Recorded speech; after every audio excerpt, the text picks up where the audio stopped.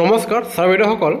চৰকাৰী কৰ্মচাৰীসকলে ইংৰাজী নৱবৰ্ষ 2024 চনৰ 1 জানুৱাৰী দিনাখন তেওঁলোকে বন্ধ লাভ কৰিবলৈ হয়। ছাৰ বাইদেউসকল, এই ক্ষেত্ৰত বহুতো ছাৰ বাইদেৱে আমাক এটা ভিডিঅ' প্ৰস্তুত কৰি জনাবলৈ কৈছিলে যে নৱবৰ্ষ 2024 চনৰ 1 জানুৱাৰী দিনাখন আমি বন্ধ লাভ কৰিম নেকি। হয় ছাৰ বাইদেউসকল, সেয়েহে আমি আপোনালোকৰ সকলোকেইটা প্ৰশ্নৰ উত্তৰ প্ৰতি লক্ষ্য ৰাখি এই ভিডিঅ'টো বনাবলৈ ওলাইছোঁ আৰু সেয়েহে আমি ভিডিঅ'ৰ প্ৰথম ভাগতে সেয়া কৈ লৈছোঁ যাতে আপোনালোকে বেয়া নাপায় নাইবা বেয়া মন্তব্য নিদিয়ে যে কি এনেকুৱা ধৰণৰ ভিডিঅ' বনায়।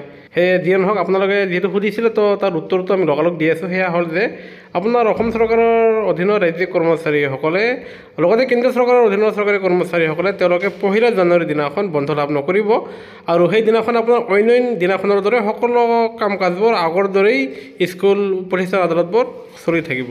সেয়েহে ভিডিঅ'টোত লাইক এটা দিব, আনহাতে কৰ্মচাৰী আৰু পেঞ্চনাৰ সকলৰ সৈতে জড়িত প্ৰতিটো শেহতীয়া খবৰ তথ্য সহকাৰে সকলোতে আগত পাবলৈ আমাৰ চেনেলটো ছাবস্ক্ৰাইব কৰিবলৈ নাপাহৰিব। ভিডিঅ'টো চাব বাবে ধন্যবাদ।